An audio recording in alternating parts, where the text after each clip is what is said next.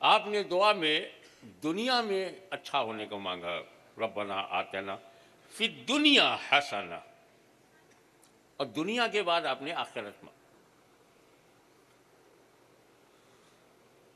हालांकि दुनिया में आने से पहले हम दो दुनिया में और थे। एक तो आत्मा जगत में हम थे, आलम अरवाह, वर्ल्ड ऑफ सोल्स, और सबसे ज्यादा वहीं रहे। सारी रूहें पैदा हो चुकी हैं, अपने अपने टाइम में वो शरीर में प्रवेश करेंगी। मेरा जो 100 नंबर के बाद पोता है, उसकी रूह अभी से बनी हुई है, वेटिंग में है। 1000 बरस के बाद वो पैदा होगा। तो सोल की लाइफ, आलम अरवाह की जिंदगी लंबी है।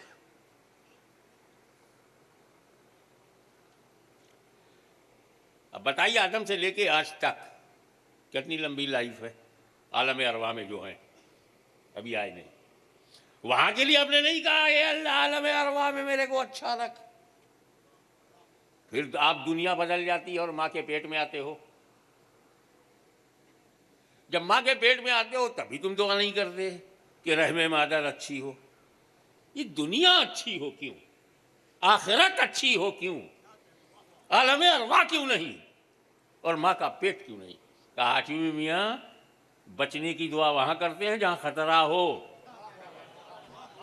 न आलम अरवाह में कोई खतरा है, न माँ के पेट में कोई खतरा है, न बहकाने के लिए वहां जमात है, न बहकाने के लिए अम्मा के पेट में कोई जमात है। ये दुनिया में है। तो खतरा जहां से शुरू होगा, बचने की दुआ भी वहीं से शुरू होगी, रब्बना आतना फी दुनिया हसना। अब आगे बढ़िए। दुनिया के बाद किसकी दुनिया अच्छी है, ये बड़ा मसला है। अलग अलग लोगों का अलग अलग क्राइटेरिया है, अलग अलग आधार है, और कुछ आधार होते हुए भी निराधार है। ये बात अलग है। दौलत हो तो दुनिया अच्छी है, तो कानून क्यों नहीं अच्छा था? कोई बोला हुकूमत हो तो अच्छा है, दुनिया अच्छी है, तो यजीद क्यों नहीं अच्छा था? तो ऐसा है, अपनी अपनी सोच है। लेकिन कौन स्टूडेंट अच्छा है, कौन बताए? कोई नहीं बताएगा, रिजल्ट बताएगा। 1 साल के बाद जब परीक्षा फल आएगा तो पता चलेगा प्रथम श्रेणी में है कि द्वितीय श्रेणी में है कि तृतीय श्रेणी में है या असफल विद्यार्थियों में है। रिजल्ट बताएगा स्टेटस क्या है। तो ये सारी दुनिया में 70-80 बरस तक जो तुम जीते हो, तुम्हारी मौत बताएगी कि तुम पहले नंबर के मुसलमान हो कि दूसरे नंबर के हो कि तीसरे नंबर के हो। तुम्हारी डिग्री क्या है, मौत बताएगी जब तुम कब्र में 3 सवाल को फेस करोगे। पहला सवाल होगा मन रब्बो का, तुम्हारा दीन क्या है।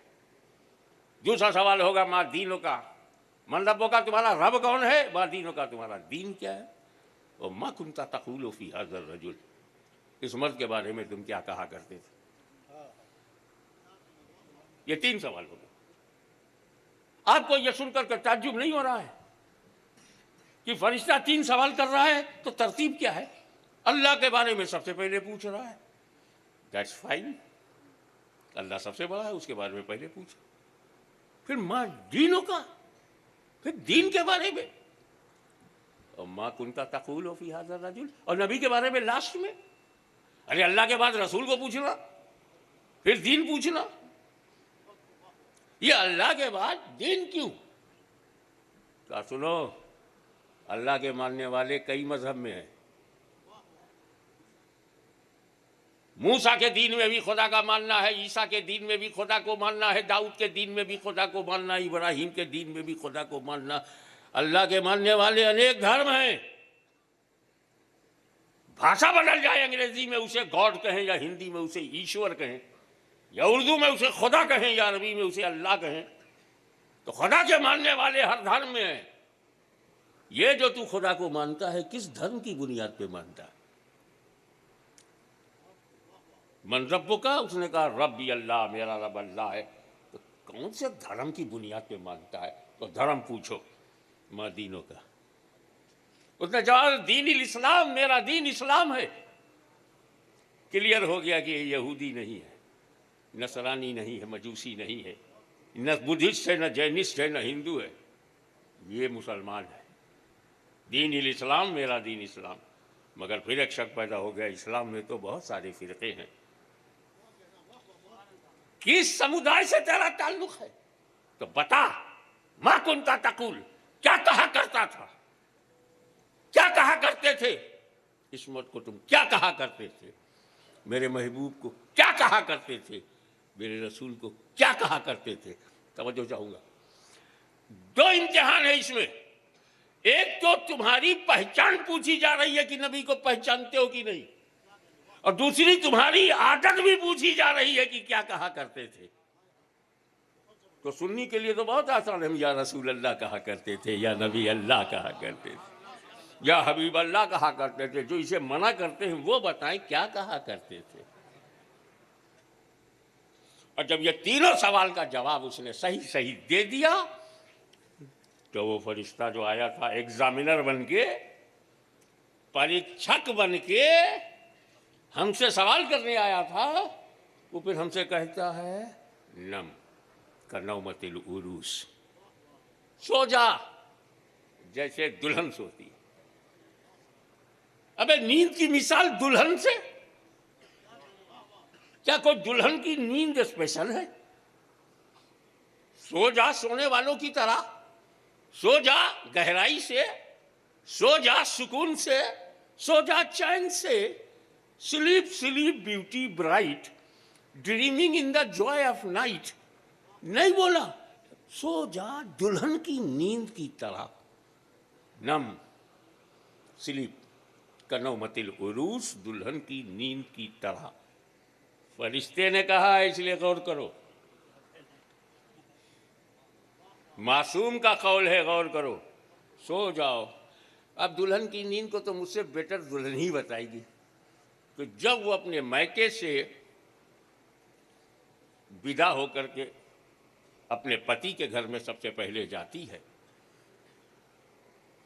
तो वहां पे औरतों से घिर जाती है,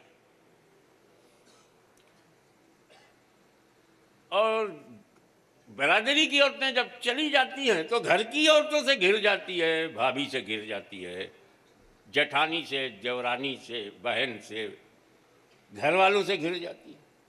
अब रात के 12 बजे हैं, औरतें उसे घेरे हुए हैं, तो वो क्या करती है? अपने को समेट कर, नींद का माहौल चेहरे पे बनाकर, तकिए पे सर रख कर ये इशारा करती है, मुझे नींद आ रही है। 12 बज गए, 1 बज गए, मेरे पति को तो आने दो, तुम लोग कब तक घेरे रहोगे? ऐसा होता है या नहीं? लेट नाइट हो जाती है और लड़की जो है अपने शौहर के इंतज़ार में तकिए पे सर रख करके आंख बंद किए हुए है और मन ही मन में इंतज़ार कर रही है, महबूब कब मिलेगा, मेरा महबूब कब मुझे मिलेगा, मेरा शौहर मुझे कब मिलेगा, मेरा पति मुझे कब मिलेगा। आंख बंद किए हुए ताकि लोग रहम खा करके चली जाएं, और जब मैं अकेली हो जाऊं तब वो आए। खिलवत में मिलेगा महबूब, तन्हाई में मिलेगा महबूब, अकेले में मिलेगा। तो वो आंखों को बंद करके लगता है सो रही है। तमाम चारपाई पर बैठी हुई औरतों ने समझा ये सो रही है, छोड़ दो इसे, तो चली गई। हालांकि वो सो नहीं रही थी, अपने महबूब का इंतजार कर रही थी। तो दुल्हन की नींद बंद आंखों में नींद नहीं होती, जलवों का इंतजार होता है। ऐसे ही ए सुन्नी मुसलमान, तू अपनी कब्र में लेट जा, एकदम से अंधी नींद में नहीं, आंखें बंद हो, महबूब के जलवों का इंतजार।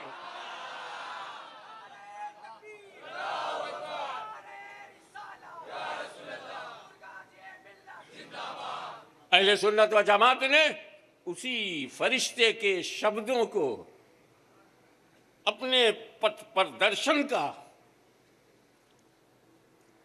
सहारा माना, कल उरूस उरूस उर्स से बना है, उसी उरूस से उर्स, क्योंकि उर्स कहते ही हैं तालिब का मतलूब से मिलना, मुहिब का महबूब से मिलना, बंदे का खुदा से मिलना। अब जिस जमात में मरने वाले खुदा से मिलते नहीं, वो उरूस काहे को करें? जब उरूस हुआ ही नहीं, उर्स हुआ ही नहीं, तो उर्स करें क्यों? हमारे यहां सिद्दीक खुदा से मिलता है, शहीद खुदा से मिलता है, वली खुदा से मिलता है।